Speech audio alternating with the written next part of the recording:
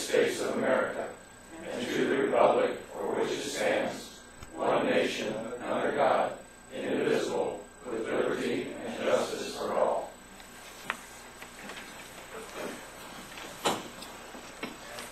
Actually, I apologize. We have an absent member. What's your pleasure? Move that he be excused. Second.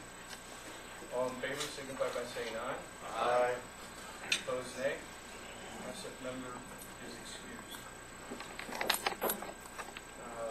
First item on the President's portion of the agenda tonight is to approve the meeting minutes from the March 15th, 2012 regular meeting. What's your pleasure? Was to approve. There is an error on the very first line. It has your name wrong. Do we have a motion to correct? So moved. Second. First by Councilman Lee, second by Councilman Wells. All in favor of amending the meeting minutes, say aye. Aye. Opposed, nay. Meeting minutes are amended. I move that we accept the minutes as they are amended. First by Councilman Wells, second by Councilman Lee. All in favor, signify by saying aye. Aye. Opposed, nay. Minutes accepted as amended. Second portion of our meeting tonight is dedicated to a public hearing / information system regarding electric aggregation and the potential of the city being involved in it. Tonight with us from the PUCO is Mr. James Drummond, Section Chief of the Ohio Public Utilities Commission, and he has a presentation to provide to go over the basics of aggregation. Jim? Thanks, Scott. And pleasure to be here. A little bit about myself. Been with the Commission since December of 2008.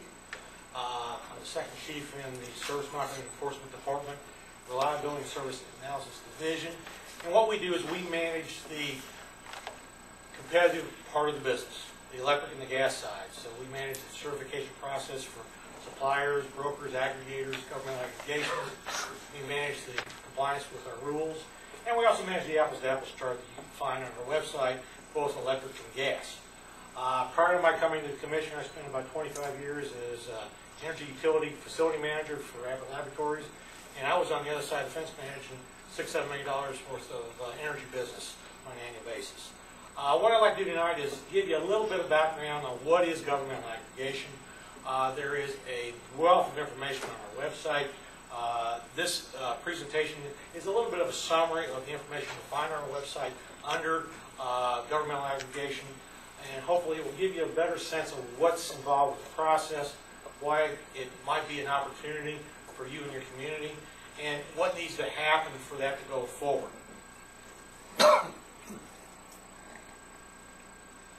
So, what is aggregation? Aggregation is just a group of customers joining together to a single larger customer for its members. In other words, we're taking everybody's gas from their individual homes, we're going to pool it into a bigger amount of MCF to go to a marketer and hopefully get a better price. And that's allowed by Ohio law, Ohio statute, rules of PUCO. I didn't look up the number, but I think somewhere upwards of 150 government aggregations in electric and close to 100 in gas. So it's something that has been done for a number of years throughout the state in villages, townships, counties, cities, etc. So again, you're allowed by law, by statute, and by the rules to do this.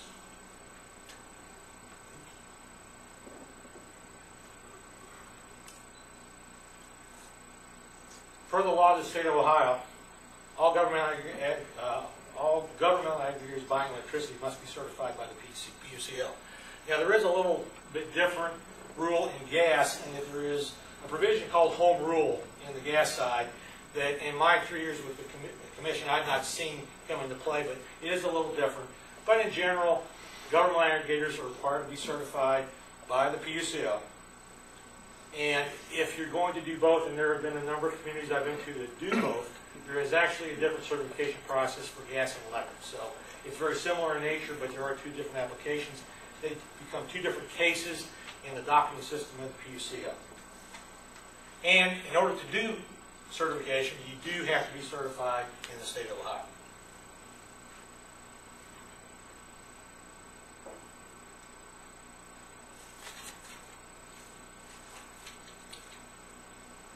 In aggregation, governmental aggregation, there are actually two types of programs, opt-in and opt-out.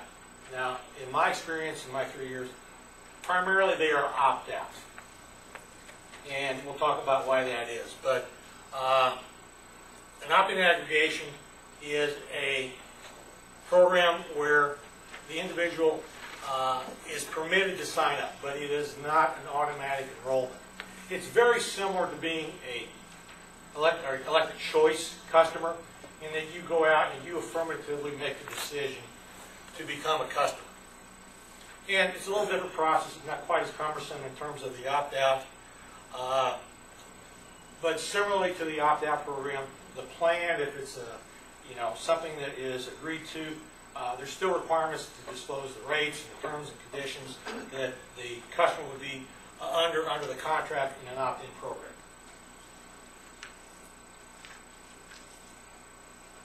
Well, I'm going to remember to go which way one of these days.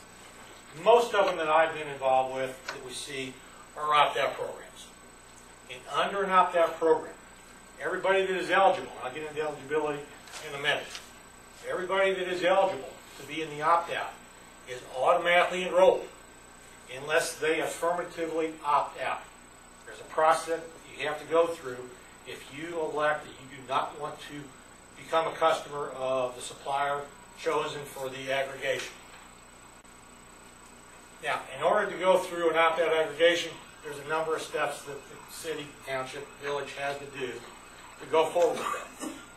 First off, you have to put it on the ballot. There has to be an ordinance passed. It has to be a majority of the constituents approve going forward with the opt-out aggregation. Once that's done, and as part of that process, I think there's 2 public meetings that have to occur. Once the ordinance is passed, the government must form a plan of operation and management. Typically, if you're working with a certified supplier, broker, they will assist you with that process. There's a number of things that have to go in there that talks about the terms and conditions of the contract, the rate, and those type of things. But those are part of the process, and all these documents are in turn filed with the PCO, and we actually do get a chance to review them. Again, at least 2 public hearings must be held to allow customers to look at the proposed plan and voice their concerns.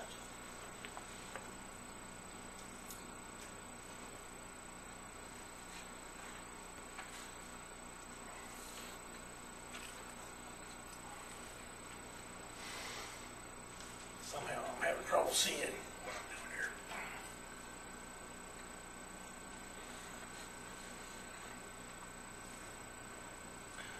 Okay, once the plan is adopted, you'll get a notification, if you're eligible, that you will automatically be enrolled unless you elect not to participate. Part of the notification will include the rate, terms of the contract. One of the things you need to be careful for, or be aware of and look at, is whether or not there are any early termination fees if you decide you want to get out before the terms of the contract expire. Usually the opt-out notice includes something you have to sign and return to the supplier indicating you elect to opt out. And as part of the aggregation process, you must be allowed an opportunity to opt out, and actually this is incorrect, and I thought I changed this time, in all honesty. On gas, you need to be allowed to opt out every 2 years. On electric, it's every 3 years. So you have to be given a chance every 3 years to opt out of the program without penalty. Typically, contracts include an early termination fee if you elect to opt out early.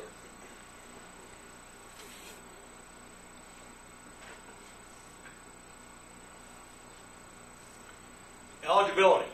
There's a number of factors that determine whether you're on the list that's eligible, but a couple of key things that are applicable to most people is, first off, if you're on a low-income percentage of income payment plan, what we call PIP, you will not be on the list. The other key individual that's not eligible, if you are already a shopper, you're already a choice customer on electric, you are also not on the list, and you will not get an opt-out notice. That's a key thing to understand, that anybody within the confines of the aggregation that's already signed up with the supplier is not eligible and should not, under most circumstances, be sent an opt-out notice. Until their contract expires. I don't think that's, Tom, can you help me with that one? I'm not sure. Once a contract expires, they don't automatically get one, do they? Unless it's in the renewal period, is it? I can answer that question. If the customer's contract expires, they go back to the utility. They go back to the And the utility. next time that you do an opt-out program, whether it's at a 3-year interval or whether it's quarterly, however you set up, they will then be eligible to come into the program. So just because their contract may expire. So it's whatever we set up with whoever comes in as a city. The question, I think, and I have the same one, if someone is contracted at the time aggregation goes in, but their contract expires Before opt-out. are They will not automatically be given opportunity to enroll in aggregation. would they be given the opportunity to choose to enroll at the time of the expiration? I think that gets into something we call opt-in. They could opt. They could opt in, but they would essentially be a choice customer. They would not be subject to the terms and conditions of the opt-out. You could, and I've seen that done in certain communities where, sort of parallel to the opt-out, they have an opt-in so that when a customer's contract expires, they can at least get the same deal. You know, say your aggregation, go ahead. If I may, I'm not taking your time. You're not taking my thunder either, because I'm losing my voice. Actually, the way it happens is that if you're under contract with another supplier, okay, you're not going to be a part of the list that's produced to be a part of the opt-out aggregation if you do an opt-out aggregation, okay? If you want to come into the same, if you will, terms and conditions of the opt-out program, okay, you'll first of all, if your contract hasn't expired, you can get out of your current supplier, but you're going to have to pay the penalties that there are if there's penalties, okay? But technically, if you come into the program other than through the opt-out, you're what's considered an endorsement customer, and you're actually not a part of the aggregation. You actually belong to the supplier who is supplying your group. So if you will, it's almost like you become a new choice customer for that supplier. But most of the suppliers will honor the same terms and conditions as the aggregation. But that's something that would have to be negotiated at the time you go to find a supplier. Well, the question I have then is if at the beginning of the year a person misses the opt-out because they've already signed up, many of us already have, and ours won't expire if we go forward and the voters decide to go forward come January 1. When is the next time that those of us have already taken advantage of something like this that we're going to be part of the process? Well, once again, okay, it depends on what supplier you're negotiating with and what they're willing to do, okay? If you're under contract, okay, you're not going to be eligible until either you terminate your existing contract or your contract expires, okay? You're not going to be eligible for an opt-out until another opt-out program is run, which, as this gentleman said earlier, only has to be done once every 3 years. But a lot of times you can negotiate with a supplier that they'll do opt-outs to get eligible people who become eligible in that interim time every X amount of time, and that's part of what would be negotiated with whoever the supplier is that you choose. So if we want something like that in our contract every 6 months, Then you We can negotiate that with your supplier. that's not You know, something the state's going to The stop. rule only says it has to be done at least a minimum of every 3 years. It doesn't say it can't be more than that, Thank you. okay? Jim, if I could, for the record, it's Mr. Terry Leach from American Municipal Power Incorporated, and he's the Vice President of Risk Control for them. Just wanted to make sure that everyone knew who it was that was speaking. Please continue. Okay. Where were we? So, in general, that's mostly where the eligibility issues come into play. There are some other things within the rule of people who are ineligible, but they're rather specific circumstances, and we don't really need to get into that in terms of the general nature of what we're trying to talk about here. Again, customers will not appear on the list that is sent to the supplier of who's going to be sent the opt-out notice.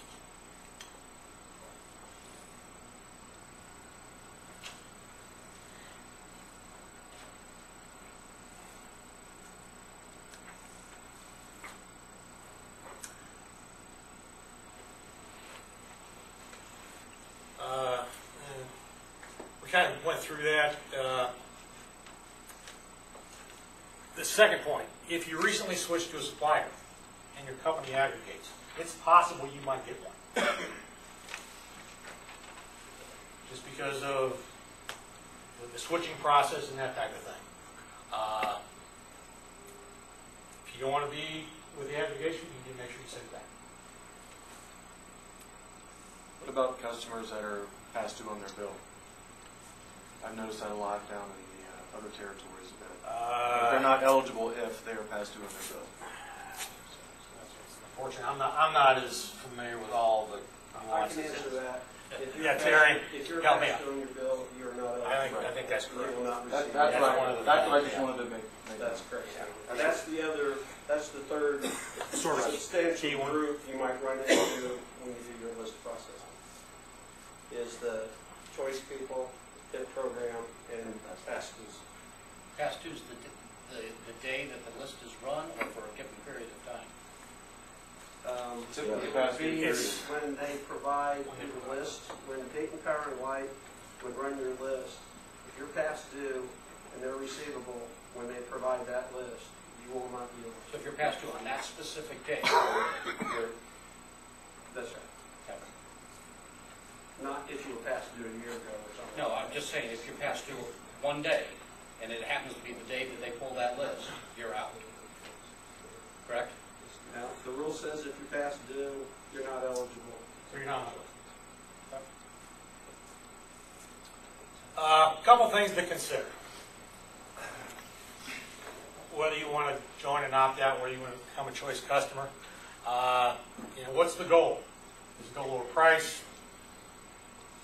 Is it different sources of electricity? There's some movement in going green and those type of things. Is there additional services you want to find from the supplier? Do you want price security? It wasn't too long ago that we were looking at gas at $1.43 in Columbia Gas Territory. This past month, the new price is 37 cents. So, I used to tell my bosses years ago if I could forecast the price of gas, I wouldn't be talking to you. It's a commodity. I mean, you're kind of looking for, you got to decide what you're looking for. Is it the lowest price, price security? So that's a couple things you need to consider. How big is the group? There's aggregations that are villages, townships. There's some that are countywide. We talked about length of the contract. You want to have more opportunity to opt out than the 3 years is required. Terms and conditions. One of the things that we see all the time is people don't really read the terms and conditions. Well, you got to look at it. What's the early termination fee if you want to opt out sooner than the opt-out length of the contract? We find it all the time. I didn't know. So make sure you understand the terms and conditions of the contract. What's the price? How long is it? We see offers right now on the apples to apples. Some are percent off the price to compare. In fact, that's one of the things I haven't gotten into. since I brought it up, but for electric, on your bill, you should see something that says what your price to compare is. And that's really the benchmark of what you're looking at. Remember, on your electric bill, your supplier charges are only about half your bill. 40 to 60% is the numbers as I recall hearing. And that's the generation portion. You'll still continue to pay transmission and distribution costs to the utility, DP&L.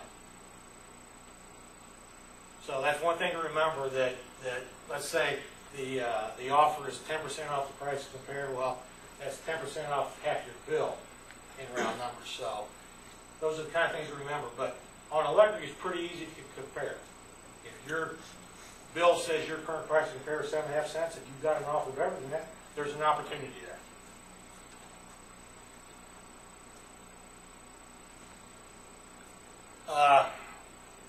That was the extent of my prepared stuff.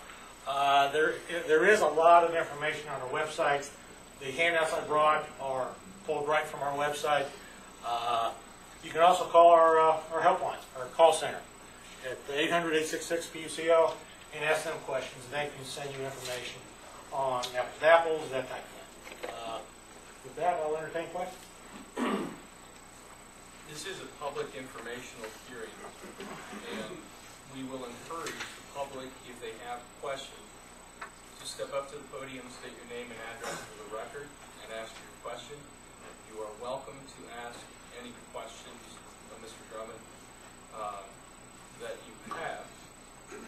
And I do want to state, for the purpose of this hearing, the council has been looking at the concept of electric aggregation only at this point, and has been looking at it for the purpose of trying to find a way to bring benefit to the households of all of our residents.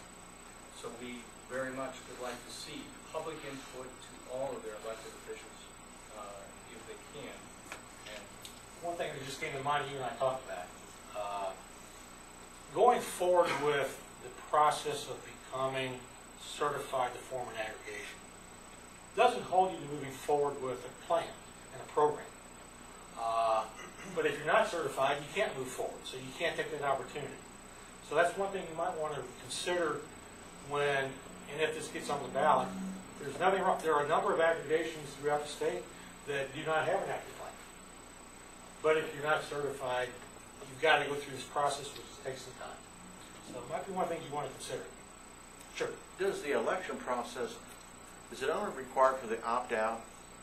Yes. If you want to run an opt-in, Yes. you can do it without Yes. going through that process. Okay. So, Would this prevent an AEP type of bill from surge that they have down in Highland County if they're under a contract? I'm going to qualify my answer by saying, yeah, maybe yes, maybe no. Remember that going with an alternate supplier is only going to impact the generation side of your business, or of your bill. That's the portion I'm speaking. Right. What happened with AEP, and I was not involved with that rate case, that's another department, the PCO, but much of that was on the still regulated side, distribution and transmission and tariffs and riders and that type of stuff. So I think in terms of what it might do from a generation standpoint, it certainly allows you to shop. And if, you know, I'll talk a little bit about what's happened in the last 18 months. We didn't really have an electric apples to apples about 18 months ago. And when we did, we had, I think, 2 or 3 offers. Probably in the last 6 to 8 months, we've seen a pretty significant uptick in the number of offers. In fact, I think we posted the first offer in AP's territory probably sometime last year. So there's movement. There's certainly opportunities out there to take a look at alternate suppliers. But some of the stuff you're going to see from the utilities, you still have to have the electric company, what we call the EDU, the electric distribution company. They're still the people that supply the power to your house, across the lines, down the street, into your home. So they're transporting the generated power from another supplier, but they are still charging you for the transmission and distribution of that power to your home. Okay? Yeah, Tom. Hey, Jim. Tom Miller from Buck Energy. You mentioned on the website you have the opt-out form for the city to fill out for file for certification. Yeah. Do you have an opt-in version? I don't think because Tom, not that I'm aware of. And again, it is with my limited experience that I've seen. The one or two times I've run across an opt-in, it was really in conjunction with an opt-out, and it's sort of along the lines that was asked about for customers that were not eligible at the time. Now, I don't know that there's because as Chuck Stockhausen, who's my staff member who handles the electric side of the business, we sort of consider it no different than a choice customer. It's sort of an endorsement. The city of Wilmington says this is a good deal. It's with a supplier. It's no different than signing up for a choice offer that you would find on our website. So to answer your question, I don't think there is, but I'm going to go back and find out. I'm not aware of it. Yeah, Bruce McKee. One of my concerns about this was the Hillsborough situation got so much notoriety that those people got screwed. And, we've been screwed enough in this community. So everything that happens, a lot of us, we're just kind of like saying, okay, now, what are we doing? Now, how's this compared to the Hillsborough situation? I'm going to be honest, I'm not familiar with Hillsborough. Okay. Their rates went out of, go ahead. That's AEP. That's AEP. They had the big double billing down there. Yeah, double billing, rampant everywhere. Everybody knew somebody from Hillsborough knew that they were being screwed by the utility companies, and now we're talking about the same issue. So I'm just, and I'm not really for sure. That's why I'm coming and asking these questions. Yeah, let me see if I can sort of elaborate what I tried to answer before. When you go into an aggregation, you're shopping for the generation portion of your bill, which is in round numbers about half of your bill. That's not going to prevent if the electric distribution company says they have to raise their rates, they submit them to the commission, and the commission, after analysis, approves them. There's not much you can do about that. But by having the opportunity within an aggregation to shop your generation side, there's a chance you can mitigate what the EDU might be charging as a default generation charge. I don't know if that makes sense, but you're not going to be able to avoid what the utility may do on the distribution and transmission side of the bill, because that's regulated. They have to file with the PUCO. PUCO does the analysis and either approves, or as they end up doing with AEP, they at least kick it back and sort of hit the reset button and say, let's take another look at that. But you will be protected from the generation. You'll have an opportunity to shop and see if there's a better deal. And again, to me, one of the things that if you... Wait a minute. Sure. If I'm paying, say I have a deal in aggregation of 6 cents per kilowatt hour for 3 years, well, that can't change, can it not? Depends on the terms of your contract. Normally. Or what's normal? If the contract was written for a fixed price for 3 years, it shouldn't change. No matter what? They don't have to go to PUCO or anything else Nope. involved in that portion of your bill. That's correct. So you are protected in that sense. Yes. But if the prices go down, as you described with natural gas, you're still paying the higher rate. It's a signed contract. Yeah. Now, maybe that's part of the negotiating process. And maybe that's where you look at, maybe you should take a look at this every year. Again, the rules require an opt-out only once every 3 years. It doesn't mean it can't be more opportunity. Go ahead. Bill Bucker, President. Does this apply only to residents, like households, or can it also be applied to businesses too? I believe, Terry, correct me if I'm wrong, small commercial can be involved, but it's not large commercial or that. It can be what's considered small commercial, and the definition of that under aggregation is 700,000 kilowatt hours per year or less. So, I'm not going to pretend to know what kind of businesses you have here, but, if you've got a pizza shop 2 doors down, which I'm sure you do, more than likely they'd be eligible. If you've got a manufacturing plant out on 68, manufacturing vehicles, they're not going to be eligible. So it's residential and small commercial. Now, there's one exception to that. If you have like a national chain, like a McDonald's or Wendy's or whatever, okay, they are eligible to be a part of the aggregation, but they have to affirmatively join it. They can't get an opt-out, but they can say, I want to be a part of it, and then they're eligible. So, Even if they're using more than 700,000 kilowatts? I'm sorry. Even if they're using more than 700,000 kilowatts? Yes. Why would a national chain get benefit that a local person can't? Most of the McDonald's and the Wendy's and stuff like that are generally owned by a local franchisee, not McDonald's per se. So they're like a small business, you know, that exceeds that threshold, so they have the opportunity to say, I want to come in. I didn't make the rules.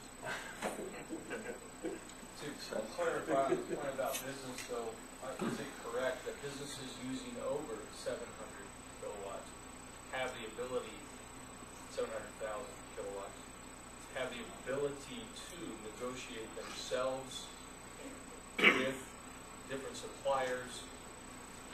So they already have that ability because of the volume of gas they have, correct? And part of that is that, I think the thought process is, because that's what I did for 25 years, is that certain large industrials probably already have somebody doing it. But to speak to Terry's point about why it's an opt-in, when the whole opt-out process came, and I was representing our company with the industrial end users of Ohio, one of my issues is, if that opt-out notice gets sent to where my bill gets sent, well, my bill gets sent to Chicago accounts payable. It's likely I won't get it in time to opt out because some clerk is sitting on it. It's routed through their accounts payable. It's set in a bucket down to the local accounts payable. I don't get it within 7 days rescission. So that's partly why that is in place, so that industrial customers aren't automatically included without their ability to opt out. David, you agree? David Hockaday, resident of the city. To Rod's question, I just need some clarification. Is all DP&L billing now through DP&L source? Or does DP&L still have customers that they buy on the open market, whatever you call it, New York? Because if you lose your contract, it doesn't necessarily go back to Dayton Bar and Light Choice. It goes back to the parent company who is still providing you electricity, which is the highest rate you can have. And I just want to make that clarification. There's a little subtlety there, that you don't automatically go back to the non-regulated source of the utility if you're not buying from that non-regulated source now.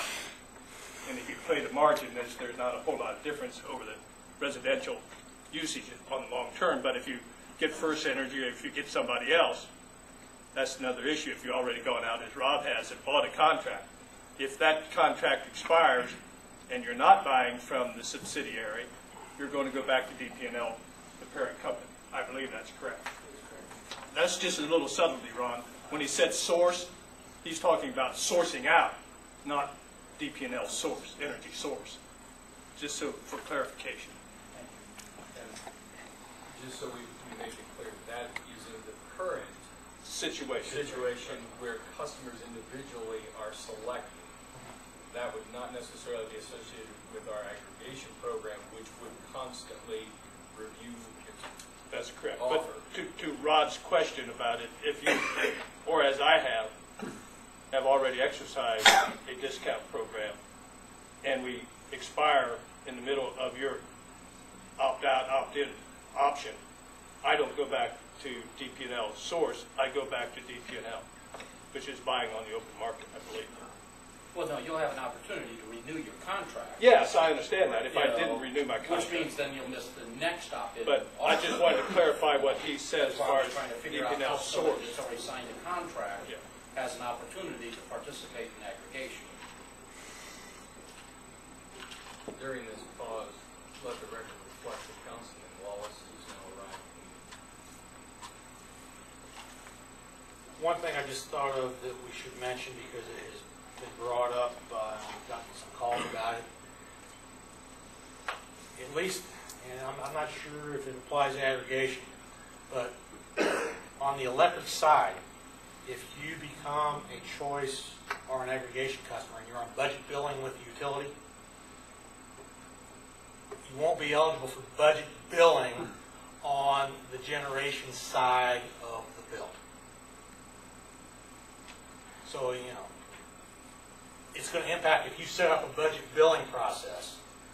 The only utility can still budget bill you on the transmission and distribution. They can't budget bill you on the generation side. So that will impact your ability to budget bill. I should say, Paul Hunter, I hadn't said that before, but the city's obligation, there's no cost to the city, if I understand it correctly. They don't become managers of our utility. No. They just have to do the administrative to get it started, then they're done. Typically, they work with a certified supplier or broker. Yes. And once that's, all of the ballot issue and all that's taken care of, they're out of the picture then. They don't have to keep managing it. Tom, you want to answer that? Oh, that's correct. That's right. Yes, absolutely. My name's Lee Curtis. I'm from the city of Wilmington.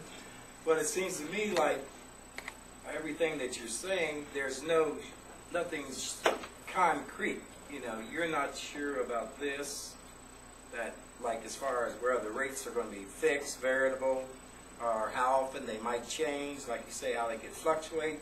And once you go into signing a contract, it seems like once you sign that contract, it should be fixed at whatever rate you opt in at. It will be. Okay. No, it will be. But I'm listening to you say a lot of times that, well, I'm not sure about this or that, but Well, you know. It's You know, let me, somebody said this to me the other day. If I gave you an option to buy gasoline for the next 3 years at $4.50, would you do it? I'm not at 450, not right now. You do it at $4? No. It's sort of the same thing. Now, that also depends on what you negotiate with your supplier. And again, there's ways to do this, and there's offers on our apples to apples right now that are % off or cents off the price to compare. Well, you're saying what I would negotiate, so everybody has the same negotiable rights? No, it would be under the confines of the city's program. The type of programs that would be reviewed in this process could be a single fixed rate. It could be a percentage off of whatever the going rate is, or it could be a dollar amount, or a cent, rate off of the going rate. So there are different options that could be pursued that would have to be reviewed at the time as to which one would be the most appropriate for our community.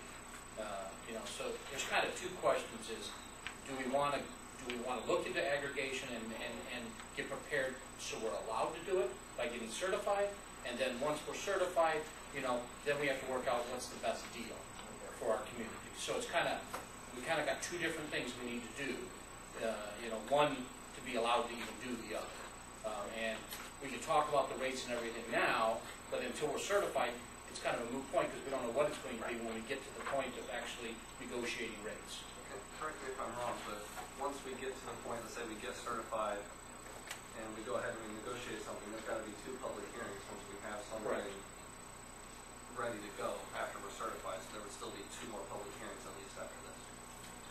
Many of the options that he has spoken of that you could change in the contract or allow to exist in the contract have to do with the choices that the council would make on the type of contract they would pursue. They could pursue fixed rate only for a period of time. That period of time maximum would be 3 years for the opt-out, or could be less. The question of protection against the drop of electricity and the ability to lower that could be something that would enter into negotiations. So the reason he's covering all of those different possibilities is because there has been no concrete approach to aggregation considered by council. We are simply learning about the process at this point to see if we can provide protection, benefit, and positive economic impact to the households here in the city. Well, I think that's a good point. Scott and I traded some emails over the last couple of days in terms of really what was the intent of the meeting. and you're very early in the process. You don't even know whether or not you're even going to put this on the ballot. Again, to reiterate what I said earlier, to me, there's nothing. It's a good. It gives you the option. If there is opportunity out there, if you don't vote and approve going forward with an aggregation process, you can't do that. So there's two things. There's two steps. You got to pass an ordinance. You got to get certified. Then you can go out and solicit terms or offers and work with suppliers and see, is there a definite benefit? Maybe there is, maybe there isn't. But until you go through the process of approving that the city of Wilmington wants to have an aggregation, you can't even, you can do it, but it doesn't mean anything. You'd have to do it as an opt-in. To clarify that point, if an opt-out program was placed on the ballot and passed by the voters, and the city council worked to negotiate a deal but could not find better deals than exist on the apples-to-apples comparison that citizens can get on their own, the city is not obligated to go forward with an aggregation contract or implementation.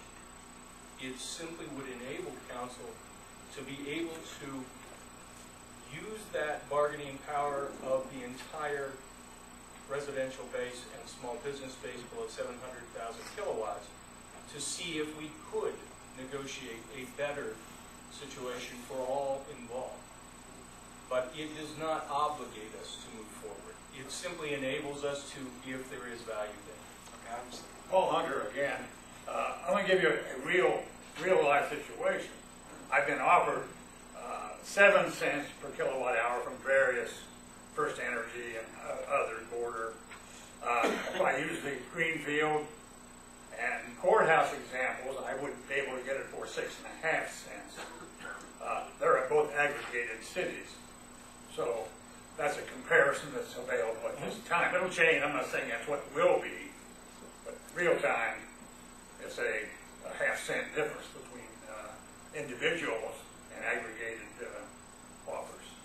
Well, the interesting thing that I found, as soon as we started talking about this publicly, my mailbox got flooded with the electric aggregation as an individual offers. It was kind of amazing that all of a sudden I hadn't received maybe 1 or 2 in a year, and I got 4 in less than a week. Now, some of that is, I think, activity is stepping up. We're aware of a number of suppliers that send out pretty big mailings. They may have seen that and said, okay, here we go. So, hard to say what drives it. My name is Brad. I actually live in Cincinnati, and I've been a broker with several different suppliers. Just to kind of maybe put some things at rest with this is, I think a lot of it depends on your utility as well. Because I live in Duke territory. Duke, you still can have the budget billing, and it is for all of it. And another thing is, at the end of a contract, you don't necessarily go back to the utility. You either renew for the same term, or you go month to month at a potential variable rate. And all that stuff is, like you said, in the terms and conditions. So make sure that everybody, make sure they understand that, because that's what I'm seeing in Cincinnati anyway. Well, both my parents are, thank God, still alive, but they're seniors, and fixed income is how they live, and so that's why when you bring that up, it alarms them. They said, "What do you know about it?" I said, "Well, I'm going to go tonight, and I'll be able to tell you more." And because if you don't have that fixed income for your seniors, I think that things that look good ain't necessarily always good. So when you say you can't, but you're saying that you can at least negotiate that, right? Partly what the city would do is meet with different suppliers and talk about what can you do for us? What kind of offer? What kind of rate? What kind of term? Can we negotiate it so that can be looked at every year or whatever? That's part of the negotiation process between the city and the suppliers. There's no definite answer in terms of what it might be.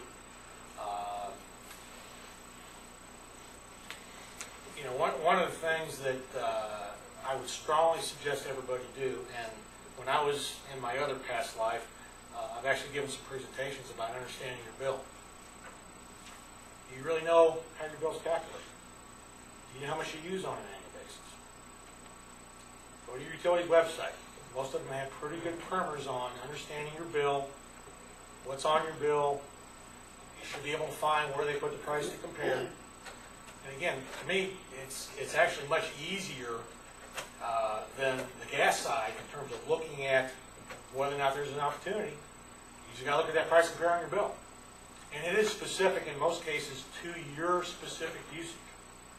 So that's why you need to go to our website. It says you've got to look at your bill, look at the price to compare. If there's a better rate, and especially in terms of percent off or cents off for 12 months, probably is a pretty decent deal.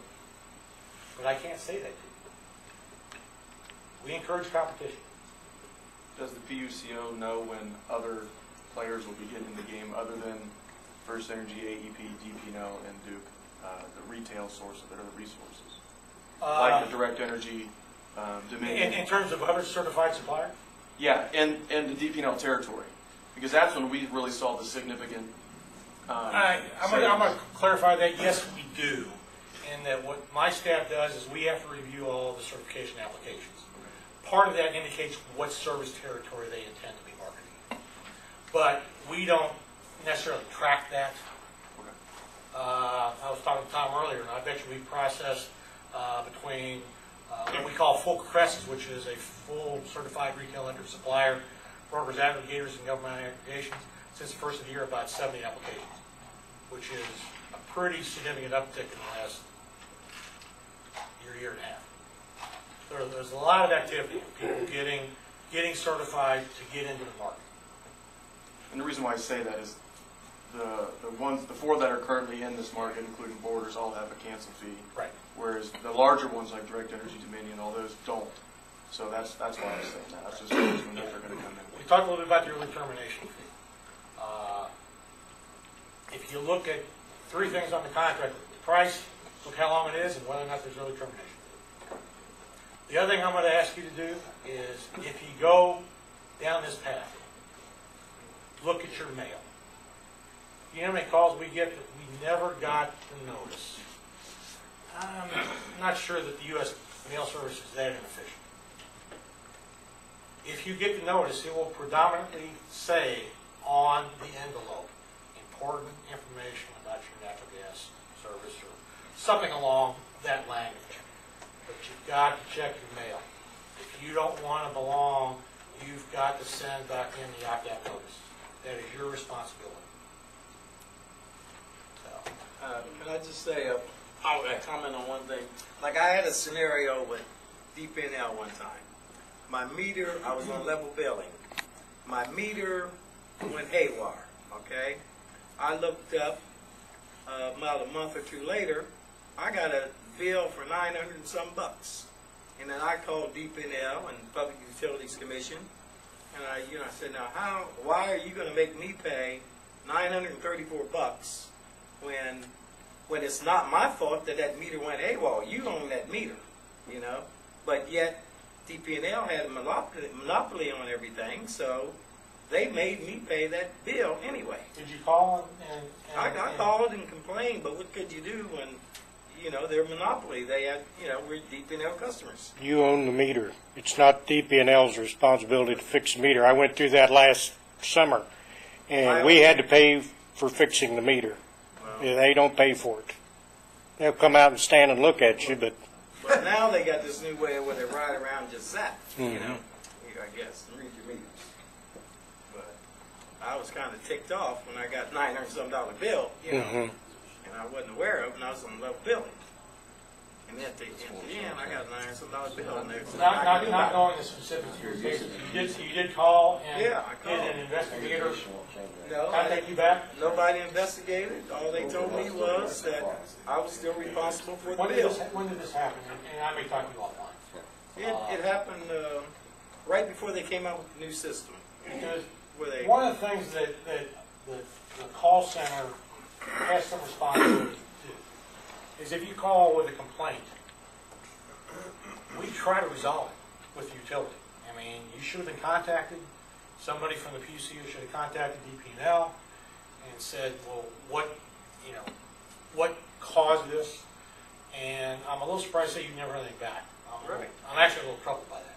And they said, you know, it was my meter. If you'll give me your name, It before I happened leave. a few years, it happened right before you came in with the new system, before they came in with the With new the system. smart meter, is that what you're talking about? Right. But yeah, if you give me your name, I'll see if I can find something out about that. Because I'm bothered by that. This notice you refer to, would it come in as part of the bill or would it be a totally Oh, no, separate letter? no, this will be a separate mailing. Okay, and would there be some indication, either in the paper or somehow, that during this period of time, during March or whenever, expect to get a letter in the mail from? That is not a requirement, but it might be something that the city might want to consider. Bill, I would guarantee you that this council and administration will make every effort to broadcast it as loudly as we can through the News Journal and any other method on our website. We would try very hard to make sure that all individuals knew if a program like that was moving forward. But at the end of the point, you would have to get to a point of approving legislation. We would have to hold multiple public hearings. There would be a number of opportunities for folks to know when that period was coming, and we would work very hard to make sure that it was as broadcast as it could be. Terry. Very much. One thing I want to point out that it kind of addresses part of your question that didn't get mentioned here. You actually have 2 bites at the apple, okay?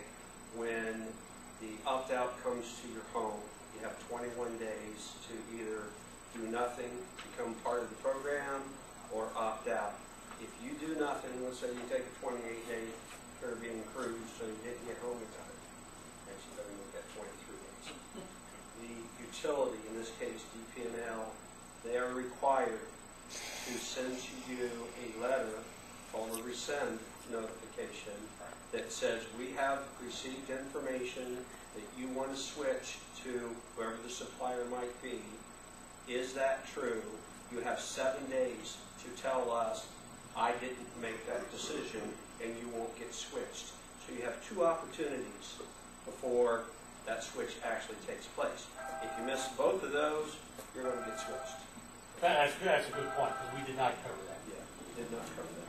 One other thing I'd like to say, the gentleman here that was talking about Duke, DP&L territory is not set up to do budget billing on the generation side. So, you know, I don't want anybody to think that maybe that could happen, because Tom could probably attest to people like him and us. We've been trying to make that happen for I can't tell you how many years, as well as the commission. So that won't happen in this particular program.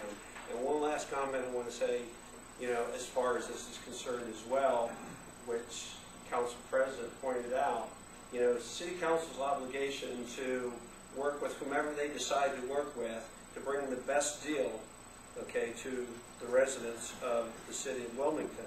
But I can tell you for sure, as this gentleman right here said, okay, what you're doing here by making an aggregation is you're taking the load of all of the participants and putting them in one group, and what that does, that entices the suppliers to give you a better deal than you're going to get individually switching.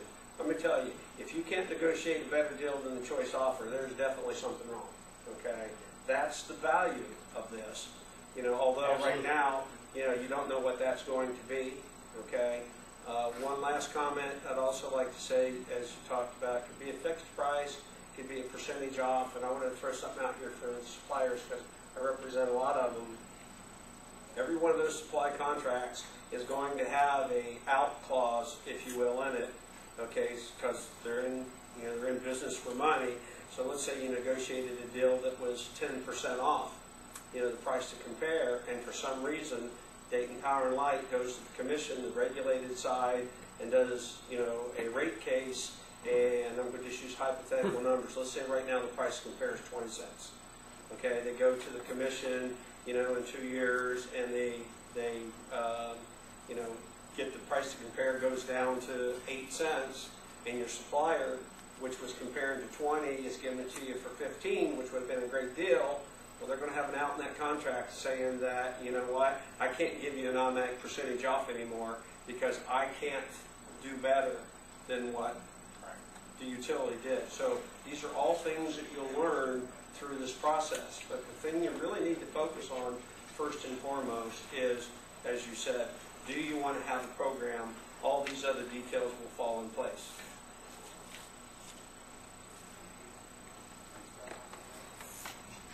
One last question, Manny, of course.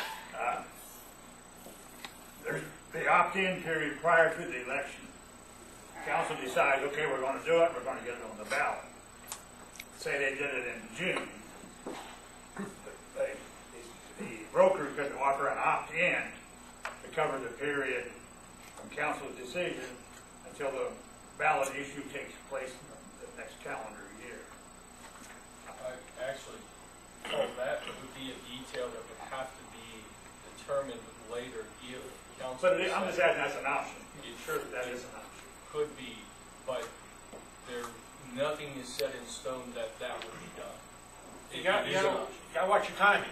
You got to watch your timing because, once again, an opt-in program is essentially a choice customer. You're going to have a contract term in there too. So, in order for that to really work and you be eligible for the opt-out, is your contract would have to expire exactly at the point that the opt-out goes out.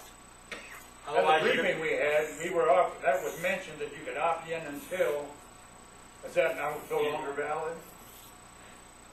That was a potential talked about by a specific broker, and we have not investigated the details of any of those claims and have not determined any broker specifically to work with. So what you heard is correct. It was talked about.